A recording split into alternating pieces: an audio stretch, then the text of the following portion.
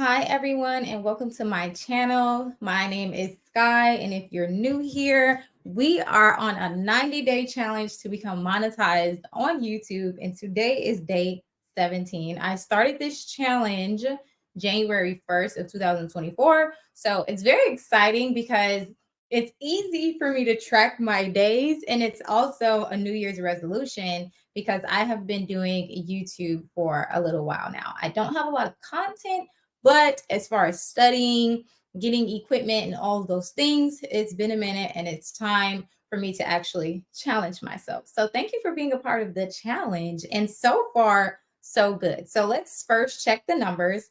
As of right now, I am at 673 subscribers. I have, ooh, I got a new comment. We're going to go into the earn part of my YouTube studio so we can figure out. Child, I still ain't got that part. So we can figure out what I need to do in order to become monetized. Now, I was just filming a video. Y'all, I had to throw on the shirt so that the video didn't look the same. But I have on this cute skirt and I had on a shirt. And I'm literally filming a video as we speak. But chair, please be quiet.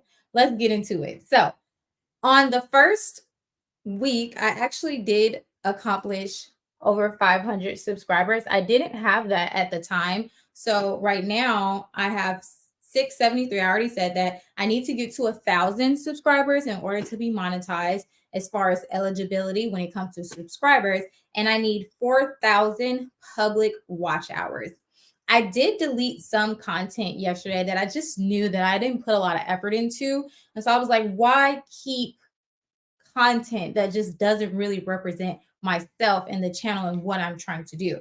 So it did take away a few of my watch hours, but right now I am at 400, 400, 458. You see that? 458 public watch hours and 3,000 shorts views. So there's a long way to go. But let me tell you something. I hope I can sit back and look cozy and y'all don't mind that. Do not compare your channel to others. That is the biggest thing that I have learned. I have a lot of mentors on YouTube. Like I said, I've been studying the platform for years. I had fear. Okay, there's so many different channels I wanted to start. I believe in 2016, I was trying to do beauty content. And then in 2020, I wanted to do fashion content. And now here we are in 2024, and I'm more so in the self care and self improvement space. And I love it. I think it also gets to tie in everything about me because I do love beauty. I like getting dressed for y'all, I like getting dressed for myself. And then I do like fashion. I like to, put together a little look, have a little clip in my hair, and just be cute. You get what I'm saying?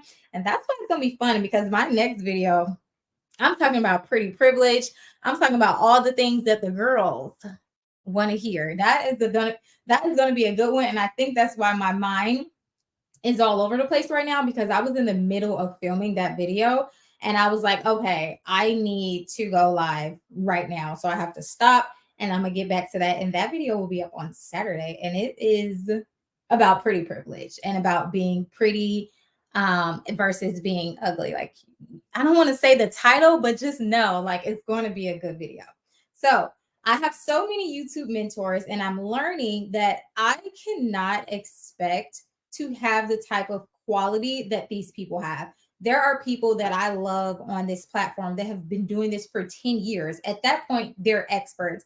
I am not an expert on YouTube just yet. Eventually, I will become one, but I cannot hold myself to that regard. And I love that the comments and the feedback that I receive, you guys are saying like, oh, you can do this. I love your energy. I love your vibe. Your setup looks good. So I'm like, okay, that is good enough because there's a lot of people who want to start YouTube. There's a lot of people who want to create content on any platform.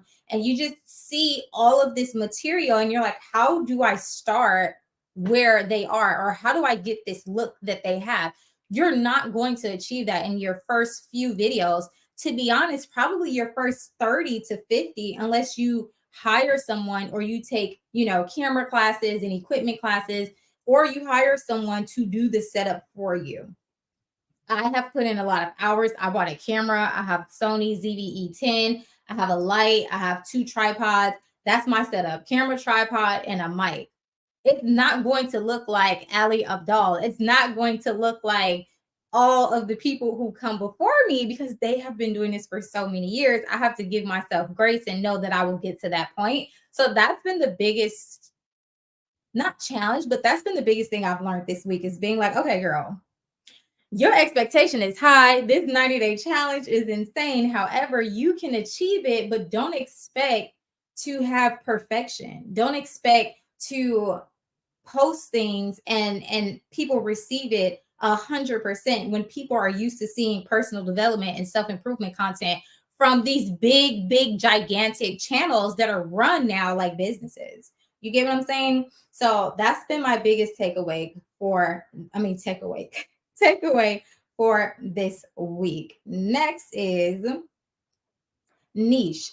I would never recommend someone to hyper niche a YouTube channel. And hyper niching is like when you really niche down to something very specific, as I only make vegan desserts, right? Because there's food channels, there's dessert channels, there's vegan channels. But if you're like, I only make vegan dessert, that's a hyper niche. If that is all you're passionate about, great. Like, it does make sense for some people. But if you're in the personal development space, like, I don't need to hyper niche on productivity like Ali Abdal right now. I don't need to hyper niche like Dan Co on being an all-around full virtual creative person who works just on their laptop. Like, if you're starting out, you have to learn, you have to fail, you have to have some bad content, and you're not going to have that wiggle room to grow if you put out all your good ideas before you even ready.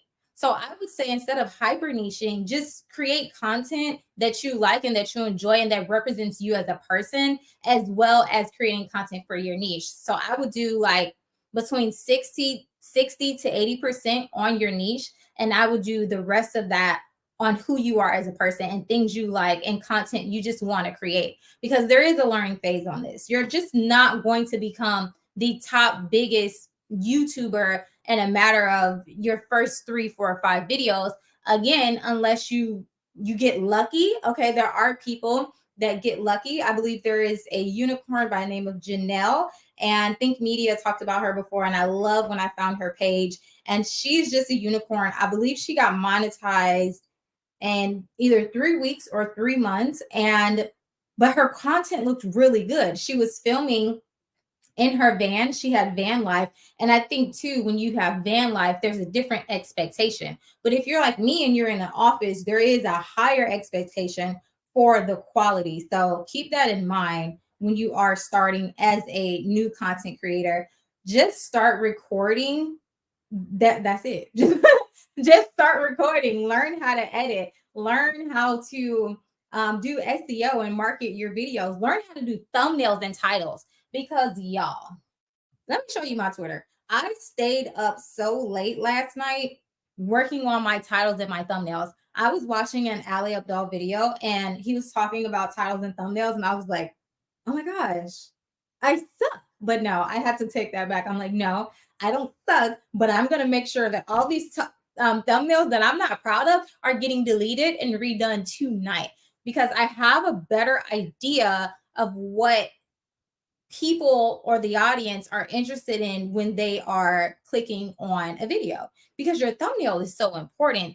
It's way more important than the actual video, because no one will know your video is good if your thumbnail sucks, or your title, like the two of them combined. Like, if your thumbnail and your title is not good, then your video is not going to be watched. So if you're putting all that time into your video and no time, the last 30 seconds or 3 minutes before you upload, into your title and your thumbnail, no one's going to see the video. It's essentially terrible marketing. So basically, what a lot of the big content creators do is they have their title and their thumbnail before they even have the video, before they even film the video, before they even press record. And I'm like, okay, I really need to prioritize titles and thumbnails because I feel as though there's moments where I have good content. The material is there. I did a lot of research, especially for my last video that's talking about resources when you're starting your self improvement journey for free or for affordable prices. And I'm like, okay, I edited the video down a lot. I didn't want it to be boring. I wanted it to be informative and also, just like a resource. But I felt like, what if a lot of people don't find this? And I put all of this time and effort into this video. I said, no, I really need to have a good thumbnail so that whoever is interested in this topic, my video pops up there. I need my video to pop up alongside all of the great and the big names because put in the work and I put in the effort and I know this information to be true. I have overcome a lot. I know this information to be true. I did the research. It's in the studies. It works. But no one's gonna know that if nobody watches my video, as far as my perspective of it and my opinion of it. So yes, please prioritize your titles and your thumbnails because Lord. Okay, moving on. Steal Like an Artist. So Steal Like an Artist is actually a book by Austin Kleon.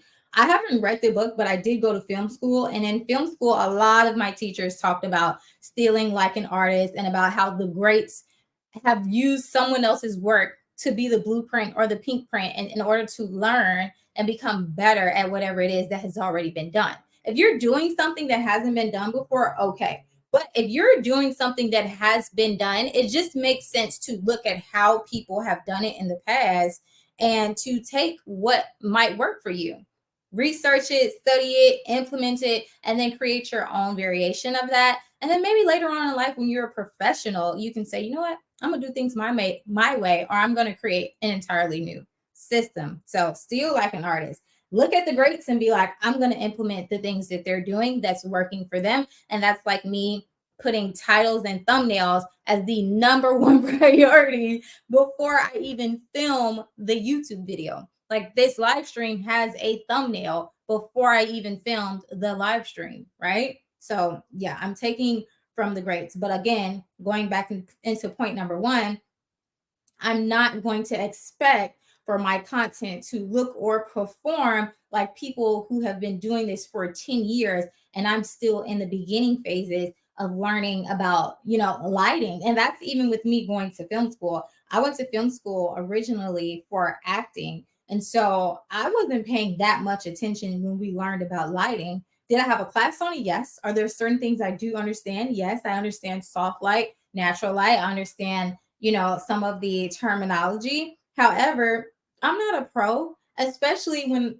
the walls in this house are very yellow. Everything is very yellow. So my last place, everything was extremely white. The walls were stark white. It was brand new. So it was a lot easy for me at that point to not even understand lighting when I first started my YouTube channel. It was just like, oh, the sun is out. I can film. I don't even need my light.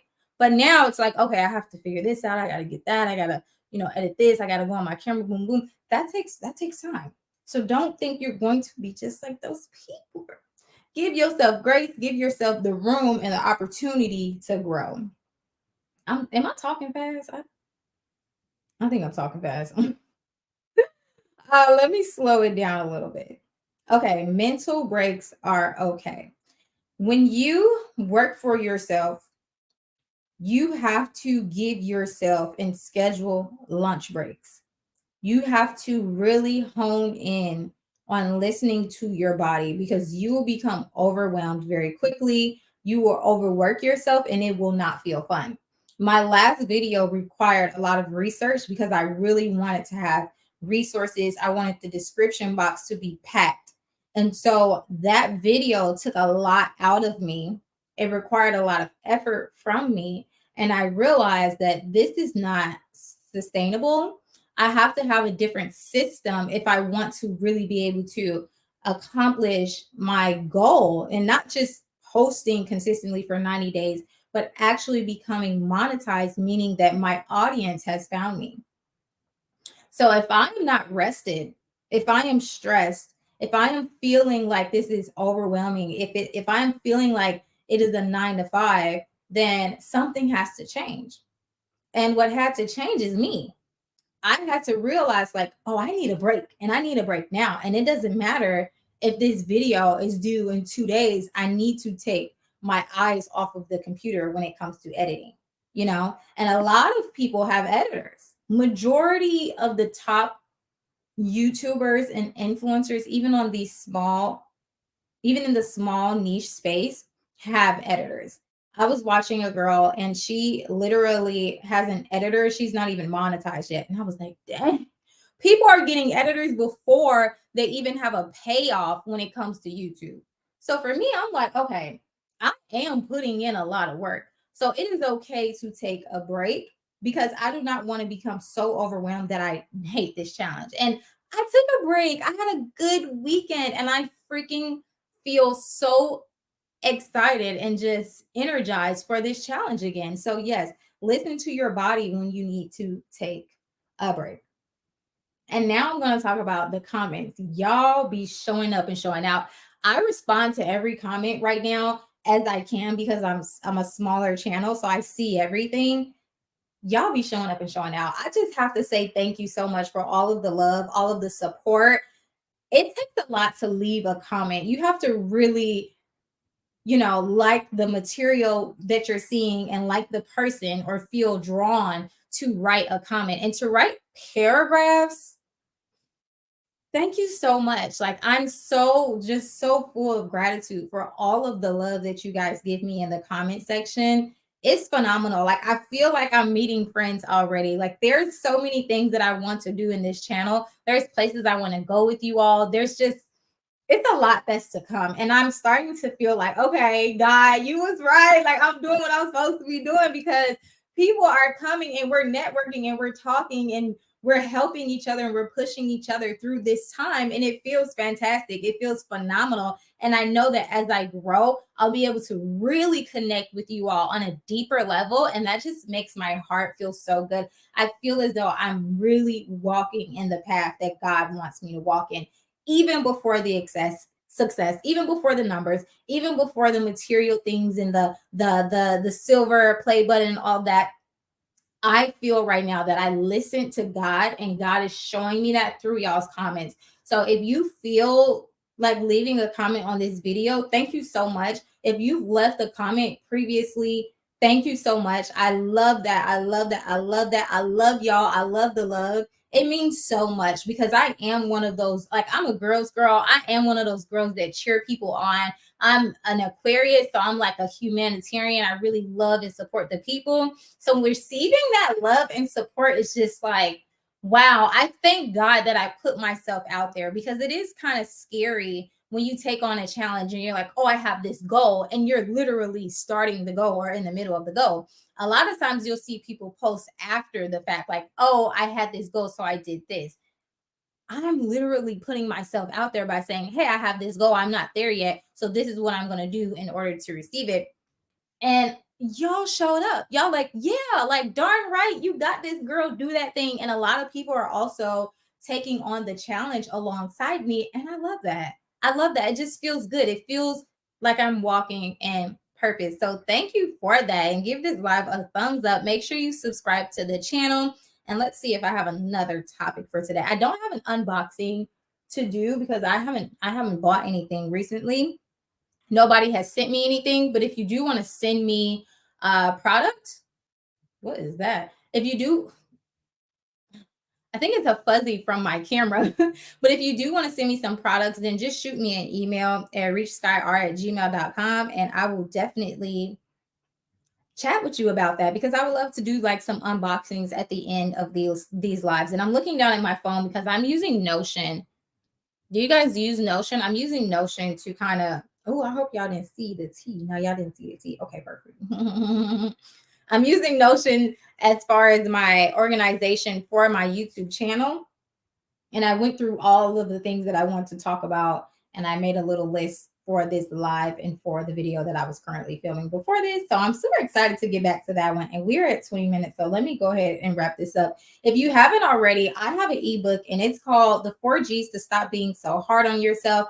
How to stop being hard on yourself. And I will link that below. So make sure you check it out because it has been helping me through this 90-day challenge to get monetized on YouTube. I love your support. I love the thanks. Make sure you guys continue to tune in every Wednesday for a live update and every Saturday for a new video. And I'll see you on Saturday.